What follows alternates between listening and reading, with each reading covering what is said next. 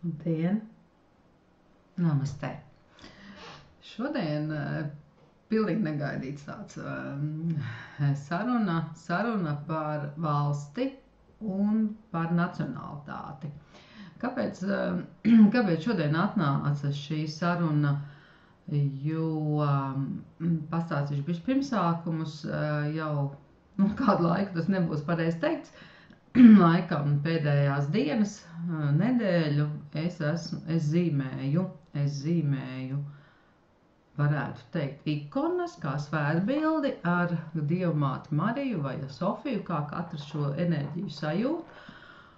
Un viņi atnāk vairākos veidos, vairākā savās būtībās, kā viņi grib, lai es to uzzīmēju. Un pēdējie tādi divi ļoti, priekš manis arī ļoti lieli pārdomu darbi bija, kad es zīmēju par Latviju, un otrs ir zīmēju par Krieviju. Un šis ļoti lika aizdomāties, un šodien es ieliku Dievmātes bildi, kas ir veltīta Krievijai, un pirms tam bija Latvija. Un šis ļoti lika aizdomāties par to, kā tad tas ir, ja mēs iedalam nacionalitātēs, mēs iedalam valstīs, kas ir labie, kas ir sliktie, un par ko ir stāsts. Un tad, kad šodien es ieliku šo bildi par Krieviju, par seno Krieviju, par Krieviju kā tādu, tad man uzreiz arī atnāca, kad man ir jāuzstāj šis video, par ko man ir jāpastāst ļoti konkrēti. Un tā kā es padalīšos ar jums un vērsīšu varbūt jūsu domas, es došu jums tādu tēmu, par ko jūs varat padomāt. Tātad, kā jau iepriekšējos videos es esmu runājusi, kad šis ir fantastisks laiks, kurā mēs dzīvojam, jo jebkura darbība tiek novesta, lai cilvēks būtu harmonijā ar sevi, lai viņš uz dzīvi skatītos daudz jau pieņemošāk, daudz vienkāršāk, varbūt caur mīlestības prizmu, lai redzētu, kur ir prāta daba, kur ir sociums noteicis daudzas lietas, kā mums domāt. Un ja mēs tagad palūkosimies atpakaļ, tad mēs ļoti labi saprotam, ka cilvēkam arī nacionalitāte ir ļoti pēdējos, tas jau nav pēdējos gadus, tas ir ļoti jau gadu desmitus, šis ir ļoti tāds kā termiņš, par nacionalitāti, par ideju, par savām tiesībām, par savu zemi. Un šai laikā tas ir ļoti jau uzkarsis šis viss un ir ļoti smagnējis tanī visā, kad mēs aizstāvam, mēs cīnāmies, mēs darām. Un kas tad aiz tā visa ir? Aiz tā visa ir tas, ka ne jau tas cilvēks parastais, ne viņam tas karš ir vajadzīgs, ne viņam tās savas tiesības par kaut ko, būt tur, kas notiek. Protams, viņam ir vajadzīgs miers, viņam ir vajadzīga izaugsme, viņam vajadzīgs, lai bērni mierā un dzīvo mīlestībā, par ko tad visi cilvēkus pasaules, par ko visi cilvēkus pasaules sapņo, par mieru virs zemes un cilvēkiem labu prātu, kā ir teikts. Un šeit ir jāsaprot, kad šis jaunais laiks, uz ko viņš ved, kāpēc ir tik ļoti liela sācinājuma arī vispār pasaulē, tāpēc, kad, kā saka, zivs pūs no galvas un kā sanāk čūs kapēt pats sevi. Un tas vēl vairāk liek cilvēkiem domāt, vai tad dēļ nacionalitātes ir jānogalina otrs cilvēks, vai tāpēc, ka viņš domā savādāk, vai tāpēc, kad ir kaut kādas vēl citas pretenzijas. Un īstenībā, tagad saprotu, man jau ir viens video, kur es runāju par nacionalitāti uz valsts, tas bija, man liekas, gadu atpakaļ apmēram, bet šobrīd es tātad vēlreiz vērsīšu jūsu skatienu. Ja jūs noņemsiet jebkuru propagandu, ko jūs dziriet no no sociuma, no mēdījiem. Un ja pajautāsiet sev konkrēti, cik man ir liela pretenzija pret kādu tautību vai kādu valsti, tas ir ļoti, ļoti svarīgs jautājums katram. Katram, kas šī laikā to var uzdot sev. Un kāda man ir pretenzija pret viņiem. Un es, protams, saprotu jūs tūlīt man teiksiet, tā ir izvešana, kas bija, un ka tas nav pieļaujams. Un jā, tas ir laiks, kad tā notika, jā, tā ir vēsture, tas ir vēsturē ierakstīts, bet ir arī otra medaļa. Nē, nav medaļa, šī pusē tā nav puse, ir vēl viens, arī tur bija divas frontes, kas cīnījās. Un šai ziņā mēs ļoti esam ieraudzījuši vienu pusi, jo tā mums diktē ļoti liels pārsvars, jā, ļoti liels pārsvars, ka mums viņi ir jānīst, mums viņi ir jāizdzen no zemes, kur viņi dzīvo. Un tāds pārskats vērsts jūsu skatienu, cik runāsim, latvieši dzīvo šobrīd Vācijā. Es nedomāju, ka tas ir ļoti mazs skaitlis, tas ir visnotaļ mazs skaitlis. Un pajautājiet, cik viņu vecstāvi cīnījās pret šo valsti un šo nāciju. Un šeit mēs aizmirstam vēsturi, jo katrs laiks nosaka savus noteikumus. Toreiz bija tā. Mēs zinām, ka nelaime ienāca arī tanī, kur, kā jau tas, kā saka, brālis cīnījās pret brāli, kur vienā ģimenē aizgāja katrs karot savā pusē, un nevienmēr aizgāja pēc ideoloģijas, aizgāja pēc tā, kurš ienāca tavā tēva sētā un tevi paņēma armijā. Piemēram, manam vecam tēvam ienāca vāciešu sētā, vecmāma viņu izlūdzās, viņu nepaņēma, jo bija 3 bērni, un tāds virsnieks bija ļoti cilvēcīgs. Viņš saprata, ka vecmāmai būs ļoti grūti ar ļoti maziem 3 bērniem, un viņš vecstāvu atstāja. Viņš pateica, labi, iedeva vēl. Atnāca otra puse, tur nebija izvēles, tur neviens, tur bija jāiet viss, vecstāvs aizgāja armijā. Tai pašā laikā maniem atkal otrs vecstāvs pie maniem brāļiem, viņš jau laikam 15 gados aizgāja brīvprātīgajos un karoja atkal otrā pusē. Ja? Un tas sanāk satiekās 2 vecstāvi, kas ir karojuši katrā frontes līnijā. Un vai tāpēc mēs ienīdīsim to valsti un tos cilvēkus, jo, kā es saku, cik šobrīd dzīvo Vācijā latvieši vai citu tautību, arī tie cilvēki, pret ko šobrīd ir tas visa tā negācija, arī viņi šeit dzīvo, un viņi tieši tāpat viņi ir pieņēmuši, ir jauni laiki, ir jauna sadarbība, ir jauna forma, kā mēs runājam un ko jau mēs varam skatīties. Un tad tas arī ir vērsts uz to, vai mums ir jānes līdzi šie mūsu senču naids un dusmas, vai viņš mums ir jānes līdzi un jānodod tālāk mūsu bērniem. Vai mēs ar ļoti vēsu prātu saprotam, kam tas ir izdevīgi, kāpēc tas notiek, kāpēc tas tiek ūdīts un ar kādu mērķi.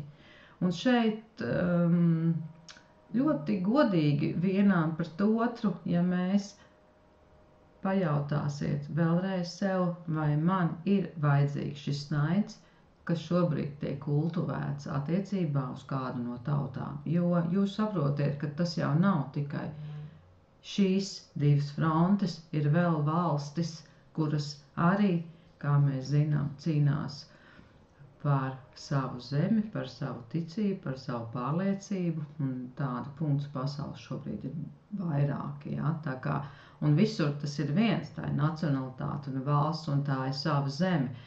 Un šajā jaunajā, ja jūs klausāties, jūs noteikti esat cilvēki, kas jau ir sākuši domāt un saprast, kāda ir augstākie plāni, ir dvēseli un dvēseles uzdevumi, un kāpēc mēs esam šeit uz zemes, plus mīnus.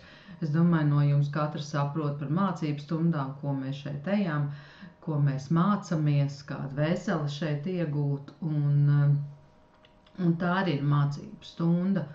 Un ja jūsos ir ļoti liels naids vai kāds, tad es vienkārši jums ieteiktu apstāties, saprast, no kurienes tas ir, kāpēc viņš ir radies, un pajautāt savai sirdī, vai tiešām es vēlos otru cilvēku nāvi, vai es novēlu veselām tautām nāvi, iznīcību, vai es kā cilvēks tiešām to vēlos. Ja es atmetu visu propagandu, es atmetu vēsturi. Nu kā, es neatmetu, tā ir cieņa, jā, tā ir ļoti liela cieņa pret vēsturi, pret to, kas bija, mēs viņu nevaram ietekmēt, jā, mēs nevaram, un mēs zinām, nu, saprotiet, karā nav uzvarētāju, jo aiz katra karavīra arī šodien stāv mamma, tēvs, stāv ģimene, stāv bērni, un jā, kaut kā tas man vienmēr šī tēma ļoti emocionāla, jo, ja jums jāpalaiž karā savus dēls, vai jūs tad teiksiet savam dēlam, ej cīnies par kaut ko? Vai jūs kā māte vai tēvs tomēr saprastīsiet, kad jūsu dēla dzīvība ir augstāka par visu, kad viņa nav kad zeme, nacionalitāte nav augstāka par cilvēku dzīvību. Un to es gribētu aiznest līdz jūsu sirdīm, kad tas nevar būt augstāks. Ja kādam tas ir augstāks, es pieņemu to, un tāda ir jūsu pieredze, un tam jums ir jāaiziet. Un tāpēc šobrīd vārdam un domai ir tik ļoti liels spēks, un tas, kas notiek, tas ir ļoti liela domu transformācija jau fiziskajā plānā. Un tāpēc es jums ļoti, ļoti ieteiktu apstāties un apdomāt. Apdomāt, vai tiešām visu cieņu zemē, no kuras es esmu nākusi, kur es esmu dzimusi, tas būs pareizāk tā teikt, visu cieņu maniem senčiem, visu cieņu tiem cilvēkiem, kam, piemēram, Latvija DNS un senču līnijā ir uz 80%, ja? Un visu cieņu tiem cilvēkiem, kam dzimtas sistēmā ir vairākas tautības, kur latvietis var būt, Latvijas kā dzīveziņa vispār nav, bet viņš ir atnācis šeit, un viņš sauc sevi par latvieti, ja? Viņš sauc, jo arī es tad, kad 90. gads nāca, tad, kad man izdeva pasi, laikam, tie bija 16 gadi, man jautāja, kādu tautību es likšu pasē. Un tas bija viennozīmīgi, kad es liku pasē, ka es esmu latvieti, jo es taču esmu Latvijā dzīvusi, un tas viss jau atmodas laiks, kas jau gaisām bija jutams, protams, tur vispār nebija cita runa, un arī tie cilvēki, kā es saku, kam nav, ļoti, senču tur 5 paudzes, 10, 7, tas latviskums, viņš tāpat ir viņš uzskata sev par latvietu, un arī tas cilvēks, kas nerunā varbūt latviski, es zinu daudz ļoti, bet viņi Latviju nenormāli mīl, un viņi ciena šīs tradīcijas un šo visu, un tāpēc kaut kā ļoti gribās, es ļoti vēlētos, ja jūs aizdomātos par to, kad cik jums ir vajadzīgs šis karš iekš sevis, cik jums ir vajadzīga cilvēku nāve, jo, ja jūs komentējat, ja jūs to atbalstāt, tad jums ir jāsaprot, ka jūs vēlat cilvēkam nāvi. Un tā arī ir, tas arī runa par jauno laiku, par jauno zemi, kas šobrīd dzimst, pat transformējas tālāk, jo Tanī, kas būs pēc gadiem, tas nav pēc šodien un rīt, kā jūs saprotiet, tas būs pēc vairākiem gadu desmitiem, kad armijas nebūs robežu, būs tautība, bet cilvēka apziņa jau būs izaugusi tik jau liela, apziņa būs izaugusi, ka viņi sapratīs, ka cilvēks ir pats svarīgākais un mīlestība ir pār visu.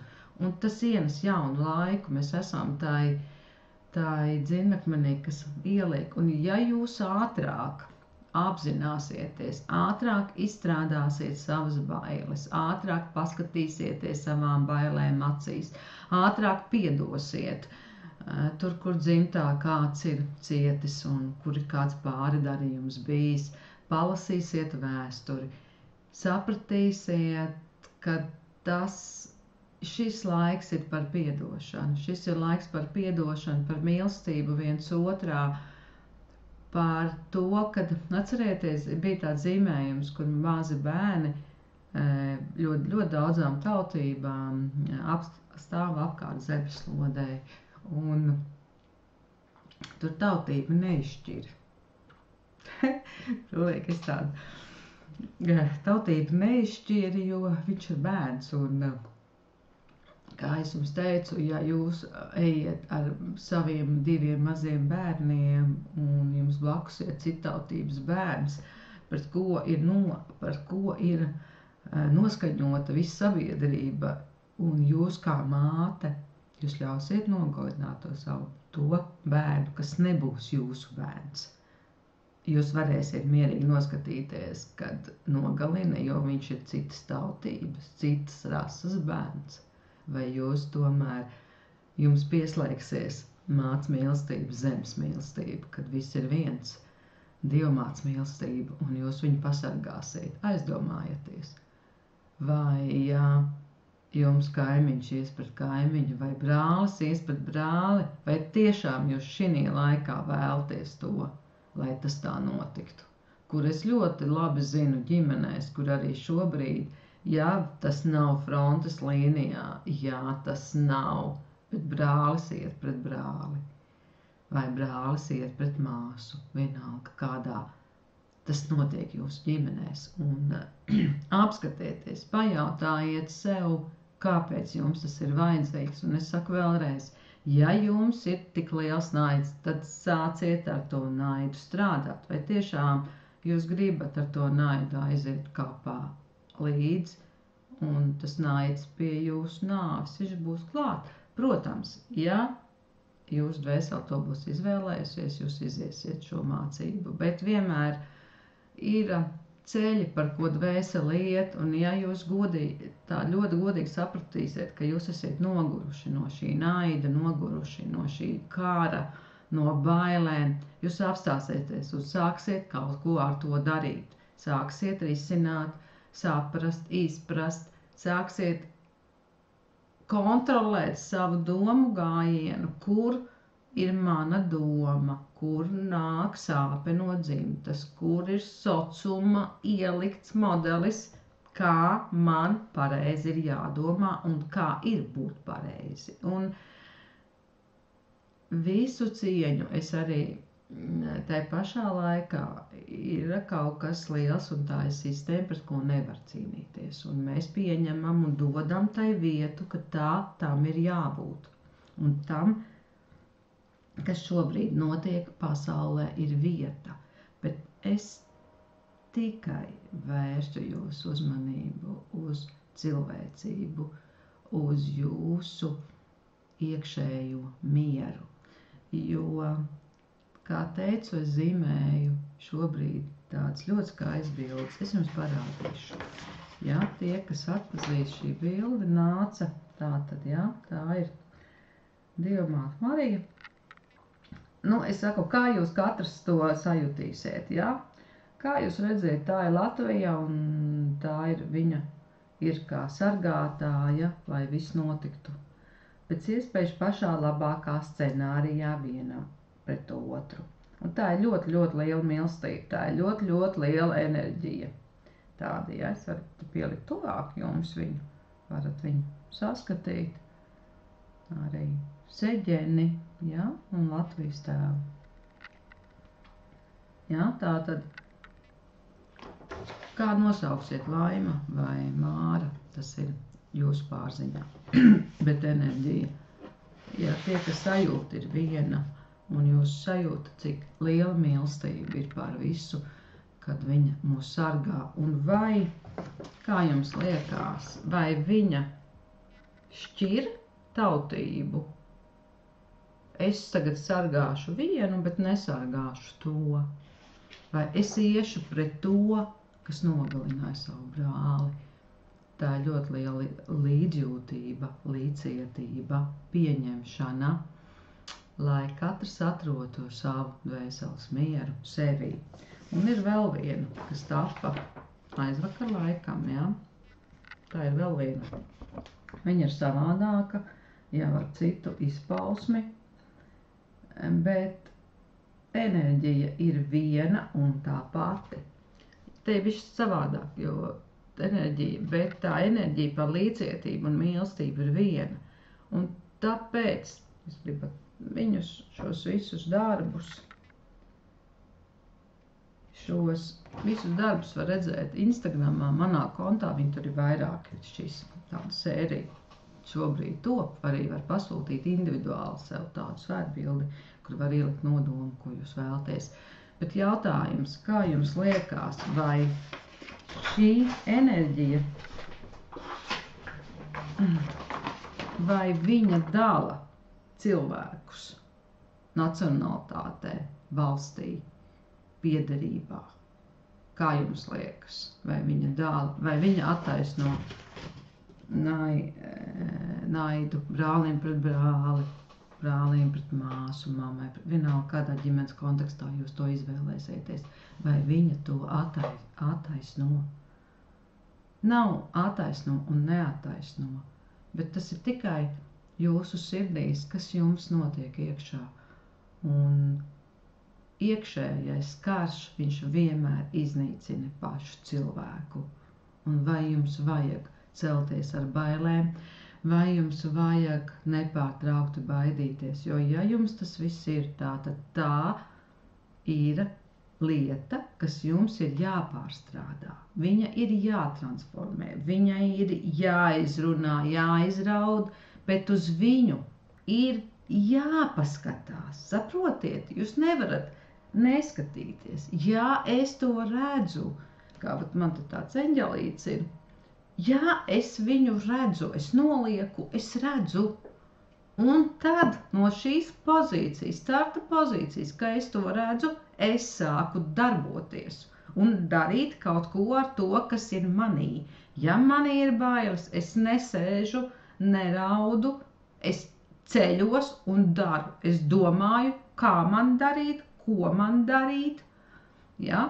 Kur vērsties, ar ko parunāt, un es sāku strādāt. Un tā ir apziņas paplašināšanās. Tas ir tāpat arī pie tās pārējas un ilūzijas. Mēs nevaram runāt par kaut kādu apgaismību, ja mums jebkurā sfērā, kas mums iekšā ir naids. Un mēs varam ar katru mirkli mazināt šo karu iekš sevis.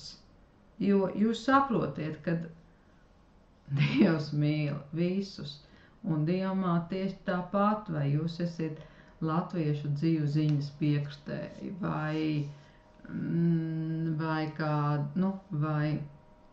citas, vai tā ir pat reliģioza šai ziņā, ja?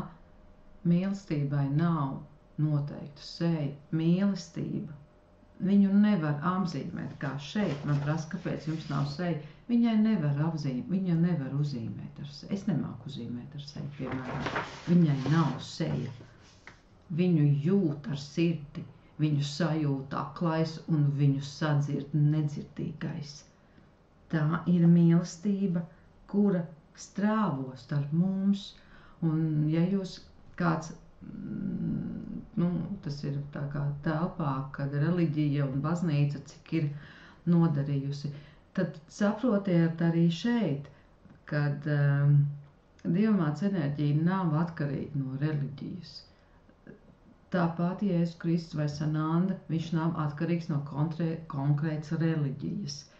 Nu, sanāk, ka reliģija viņus ir paņēmusi kā tādus svētos un likusi savā, un tad jau ar to viņa tieši tāpat ar šiem augstākiem garīgiem skolotājiem, ar šiem svētiem, kas ir pilnīgi mīlestība, izmanto tā, kā viņiem tas ir izdevīgi. Jā, baznīca ir baznīca, jā. Jūs ejat baznīcā, visu cieņu, ja jums tas dod mieru, un tas ir jūsu ceļš, jūs to dariet. Jo, es teicu, mīlestībai nav seja, mīlestībai nav reliģija. Tāpat kā Dievam. Mēs varam Dievu saukt jebkuros vārdos. Mēs varam teikt par Allahu, mēs varam kā nu sauc par Budu, kā nu mēs katrs runājam par, viņam nav seja, viņš ir viens. Jā, tur atkal ir daudz dažādu variāciju, bet viņš pēc būtības ir viens. Un tāpēc es ļoti ceru, kad man izdevās jums pajautāt, vai jūs novēlat nāvi kādam citam bērnam, dēlam, meitai, vai jūs ļausiet nogalināt bērnu.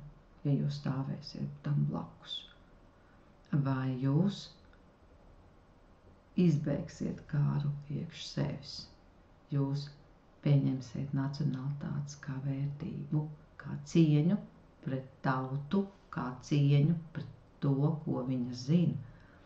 Tas ir tieši tāpat kā cieņu pret Veidenbaumu vai Raini, vai Puškinu un Tolstoju. Tā ir klasika, to nevar izslēgt. Čaikovskis. Tā ir klasika, mēs viņu nevaram izbīdīt, lai kā to gribētu, jo caur viņu runā mīlestība. Caur viņu runā mīlestība cilvēku stāsts, tāpat kā Veidenbaums savā dzejolī izdzīvoja savu dzīvi ar saviem dzejoļiem, vai Čaks. Tā bija viņš, kā viņš redzēja, kā viņš jūtu, viņš to lika iekšā. Tie mega daudz cilvēku stāsti. Un tāpēc tāds ļoti spontāns video par mīlestību bez sejas. Mīlestībai nav seja. Mīlestība ir tavā sirdī. Un, ja jūs nedariet vēl to, ka jums ir bailes un viss, apstājieties un izliekstiet. Un tāpēc arī, kā jūs domājat, kāpēc tik ļoti daudz šobrīd meklē savus radu rakstus, taisa šo radu koku, dzimtas koku, kāpēc augstākie spēki tik ļoti to tendē, kad ejiet raglēt? Tāpēc, lai atklātu jums, kad jūsu radu rakstos ir tautības, ir valstis un ir vairākas reliģijas, un tas viss ir jūsos. Tas viss ir jūsos, un ja jūs ar jebkuru no citām reliģijām noslēgsiet mieru izlīgumu sevi, ar citām tautībām, nācijām, jūs esiet jau tas, kas jūs esiet. Un tāpēc arī šobrīd tik ļoti pat cilvēki neapzināti meklē savus radu rakstus, raksta dzimtas, pieraksta stāstus. Tās jau ir par to, par apvienošanos dzimtas ietvaros, jo tad, kad jūs apvienojat dzimtu, kāpēc, lai tanī mirklī jūs transformējat sevi, jūs pieņemat, redz, viņš bija tanī frontē, vai viņš bija tur, vai tur 17. gads, vai 5. gads, mani tur senči iznīcināja to un to, viņi piedalījās tanī, bet es taču arī esmu tas, un tā tad es ar tur manī tas ir, ja, tad tāpēc tas ir tik ļoti šobrīd aktuāli. Tas nav aktuāli tikai tāpat. Tas ir tāpēc, kad mēs savās dzimtās ielaižam šo jauno enerģiju, izlīgumu ar Dievu un mīlestību un sevi. Mēs pieņemam. Un, kā es saku, jo jūs meklējat, pat nezinot, jūs uzliekiet to dzimtas koku, un jūs saprotiet, ka tur ir viss, bet jūs izlīkstiet. Un tanī mirklī, ja katrs cilvēks, kas klausītos, viņš izlīgtu ar sevi un pārstātu karot, jebkurā mirklī pret sevi, jau enerģija pasaulē mainās, un tie, kas grib savādāk, viņiem ir jāatkāpjas, jo šī enerģija ar katru dienu paliek ar vien stiprāka un stiprāka. Nu, neba jau, saprotiet, neba jau man arī tie zīmējumi tā nāk, kad, tagad, tāpat tu pazīmē. Nē, tā ir mega liela enerģija, kas nāk un mega daudz viņi grib teikt un stāstīt cilvēkiem par cilvēcību, par mīlestību bez sejas. Jo jūs taču arī saprotiet ķermeņa valodu. Tas ir, man liekas, ka tas ir vislabākais, kad no limuzīņas Jāņa nakts krāsā, kad mana mīļā mammīte un seja izsaka visu, vai, šī fantastiskās latviešu filmas, ko man liekas ļoti žēl, ka viņas šobrīd vispār nav televīzijā, viņas nerāda, jo tur ir tāda spēles, tur ir tik ļoti dziļa doma tanī visā, kad seja, mēs varam teikt, kā es tevi mīlu, ak, dieniņ, kā es tevi mīlu, un jūs man ticēsiet, kad es jūs ļoti mīlu, vai ne? Taču nē. Un tāpēc tas viss ir stāsts par mīlestību. Kad transformējiet sevi, runājiet ar sevi, meklējiet savas dzimtas saknes, meklējiet, no kurienes nāk kādā tautībā esiet. Varbūt tas jums palīdzēs izprast to, kāpēc jūs karojiet. Varbūt tur tai 5. gadā jums noņēma muižu, varbūt. Varbūt jums noņēma mežus, kas jums bija 18. gadā. Jo tas taču katra vara maina. Un arī tur kādām tas piederēja. Un tad viņi kļuva valsts meži. Bet pirms tam nebija valsts meži. Provējiet saprast, kur naids ir. Kur tam naidam ir sakne. Un tad, kad jūs to sapratīsiet, kad jums tā kā nav tā, tad tas ir sociuma dots, un jūs esat viņu paņēmuši kā savu. Tāpēc slēdziet smadzeni, sākiet domāt pilnīgi reāls lietas, par ko man naids, kāpēc es ienīstu Kāpņu telpas Antonu vai Ivanu, vai kas aiz tā slēpjās. Jo tiešām ir tik ļoti. Saprotiet arī, ka tas nav tikai Latvijā, tas ir visā.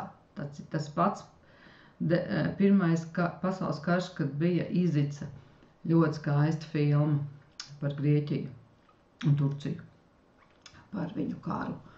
Un to sāpi, ko iznes tie cilvēki, mūkot dēļ savas zemes, abi mīlēja vienu zemi, tieši tāpat kā Latvija. Abi pieņēma viņu kā savu zemi, kur viņi dzīvoja, un vienai daļai bija cilvēki jāiziet bojā, jāiemirst, un tur šīs varas spēles bija tieši tādas pašas, kā šobrīd notiek. Iesaku paskatīties šo filmu, kas tiešām ir ļoti, ļoti laba, viņa parāda, kad nekas šai pasaulē nav jauns, arī tad spēlējās ar cilvēkiem kā mantiņām. Un vieni stāvēja, jo līdzsvars, lai noturētu līdzsvaru un neaizietu vairāk, un tā viņiem teica. Tiešām uzliekiet filmu Izmira. Es ielikšu viņu varbūt tās apakšā, jūs varēsiet viņu atrast. Tiešām ļoti tāda, kur ļoti var saprast visus kauliņus kā šahā. Tāpēc vēlreiz pamodiniet sevi mīlestību, kurai nav seja, kuru neiedāvā, kura zeme ir zemes māte, kurā visiem ir vietas, un nekas nav šeit par mazu.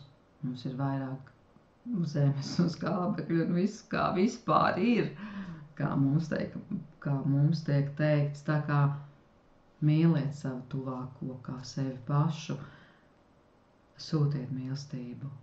Skatieties patiesībai acīs, ja jums tas ir naids. Jā, tas ir pieņemams un tam ir vieta. Viennozīmīgi. Dodiet tam vietu un jūsu izvēle ir, vai jūs ar to kaut ko dariet.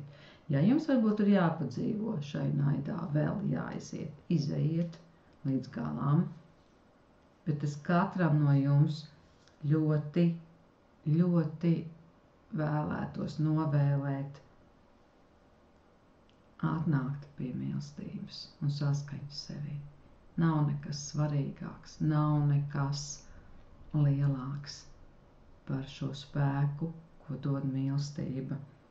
Un atgādināšu, ka mīlestībai nav. Man ir cilvēki, kas lūdzās, un viņi prasa, un vai es kaut ko daru, vai es aizlūdzu, vai es pastrādāju. Un tad, kad es savienojos ar šo cilvēku lauku, es viņiem saku, saprotiet, jūsu lūgšanai es nevaru stāvēt blakus, jo tā kā lūdzās māte, tādam spēkam nekas nevar stāvēt līdzi, tāpēc lūdzāties par, lai jūs bērniem, lai kādi dzīves sarežģījumi ir viņas ceļās, lai viņi iziet viņiem, lai viņi nesalūst, lai viņiem pietiek spēka un dvēseles gudrības iziet tam cauri, un ja viņš arī ir tajā armijā, lai tātad viņam tur šobrīd ir jābūt.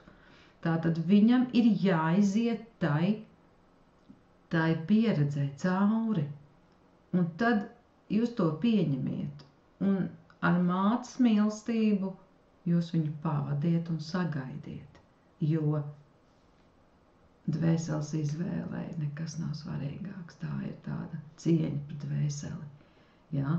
Bet tai pašā laikā jūs katrs mēs varam strādāt ar savu karu un naidu pret sevi, ja mums ir bailes, mēs nebaidamies, mēs vienkārši apstājamies, apskatāmies bailē pretī un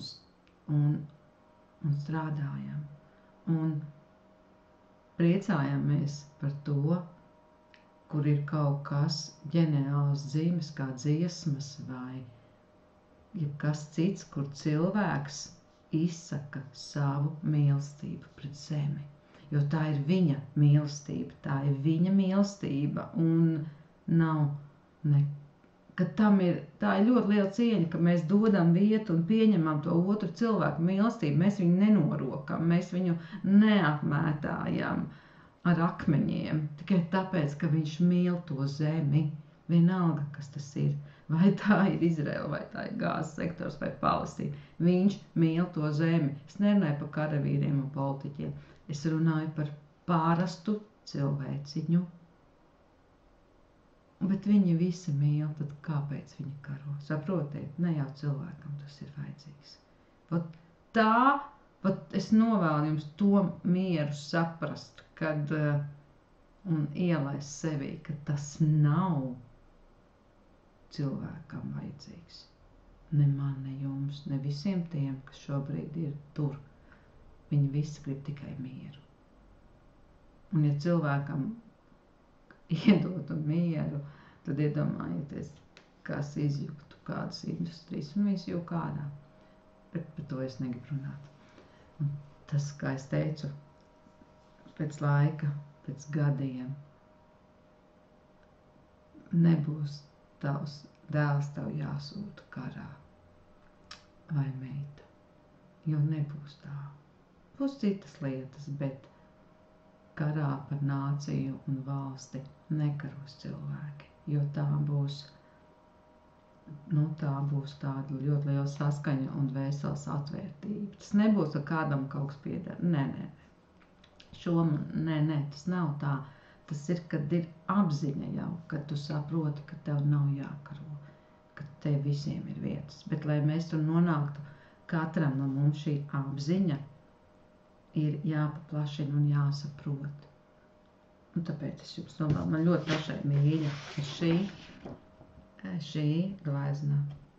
Es viņus varu teikt pa gleznu, pa svētbildi. Man ļoti patīk šīs seģenes, ļoti sapņoju pat par tādu seģeni, par saktu.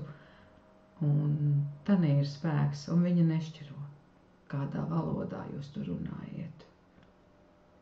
Un ar kādu mašīnu jūs brauciet. Tam nav nozīmes. Nozīmes ir tikai mīlestībai, ko jūs jūtiet, ko jūs izstarojiet un kā jūs sevi nesat. Tātad par mīlestību uz katru soļu. Es jums novēlu ikvienam to, lai miers ienāk jūsu sirdī. Viennozīmīgs liels miers, nekas nav svarīgāks par to. Namastē!